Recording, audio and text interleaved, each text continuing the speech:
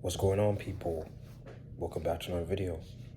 This video is going to be a different video. It's going to be about the African Cup of Nations.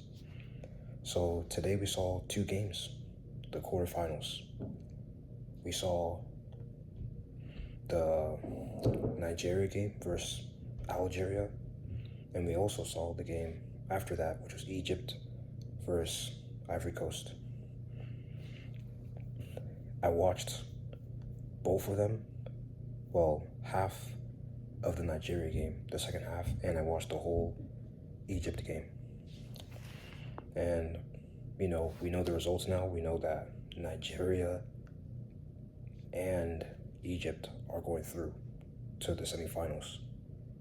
So, basically what we expected, the teams that we expected to be in the semifinals from the beginning of the tournament are all in the semifinals, which it's good. It has its pros and it has its cons.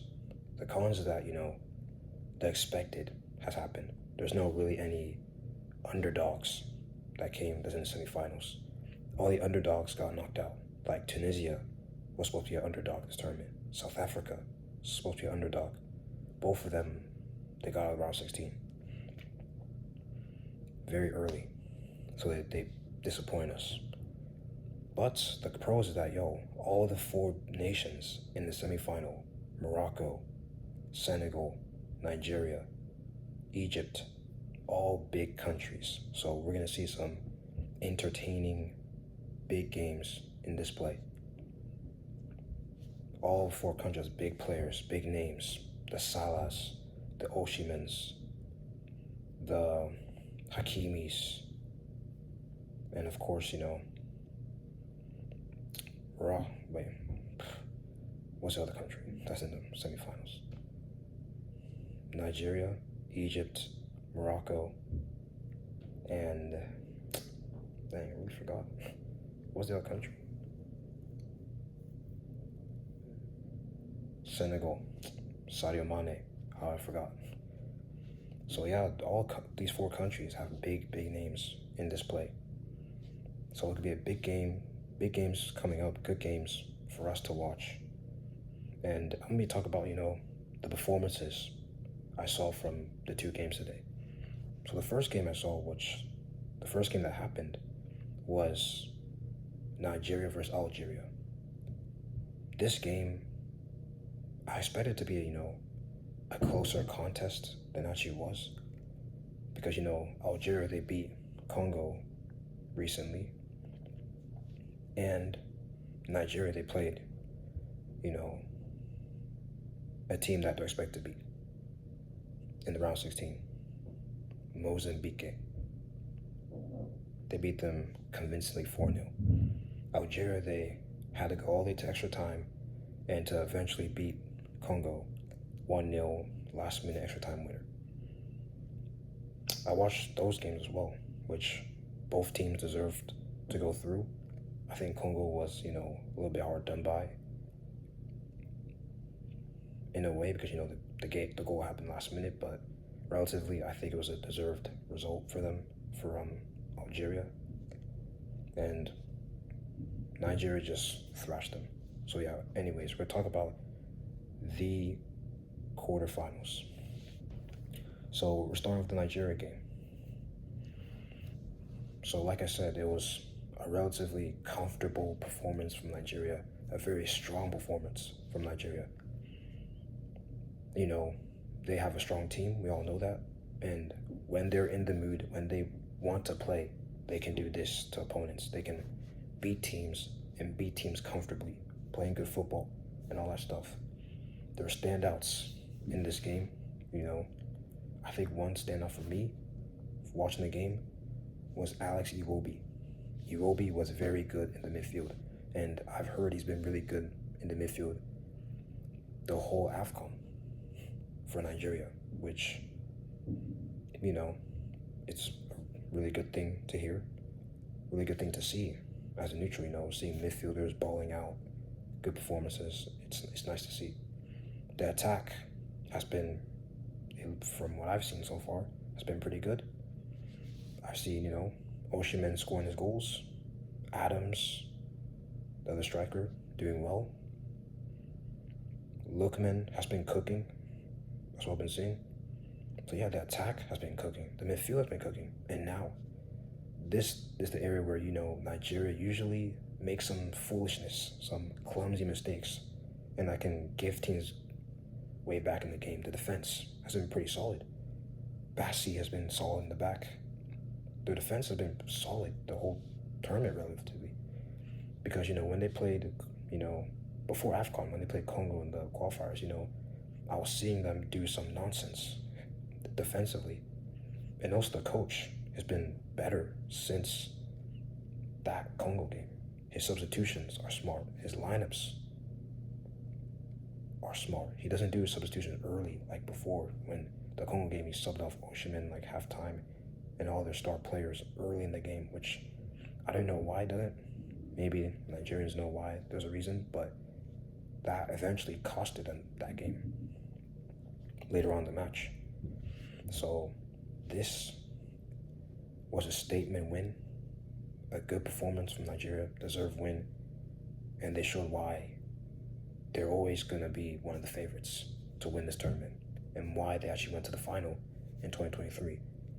So they play a big game against Morocco, if I'm not wrong. Yeah, they play a big game against Morocco, which that's be a big game, big test. An even bigger test in Algeria because, Algeria are a good team, but Nigeria have a stronger squad depth. But this one is going to be a huge test. Two big teams with big squads, big star players.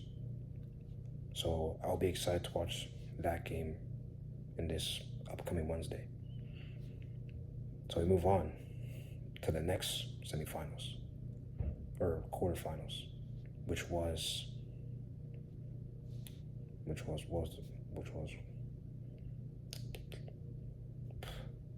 Egypt versus Ivory Coast. This game was a funny game. It was a weird game because stats would say, Ivory Coast had more possession, more shots. So you would think, okay, Ivory Coast, they dominated the game. And even though, Ivory Coast had most of the ball, both of their goals came from set pieces, from crosses. And that was like a bit of, the first one was just like an own goal, so it hit off the defender, went in. Then the second one was a corner, random stuff were happening in the box, and then the goalkeeper saved off the line, and then, Dewey, the defender for Ivory Coast, scored a goal off it in the end. So what Egypt done this game was, when they scored the goals, they were being defensive most of the game, but they were more clinical than Ivory Coast were. When Ivory Coast had chances, yeah, they score off the corners, but when Ivory Coast, were trying to create chances, they couldn't really do it because Egypt were defensively solid majority of the match. And when Egypt were going on the counterattacks, trying to create chances for themselves, they took all their chances basically. So Egypt were more clinical in the end than Ivory Coast, which is why Egypt have beaten Ivory Coast. So Egypt were clinical, Ivory Coast, they couldn't really create many big chances, but when they did, they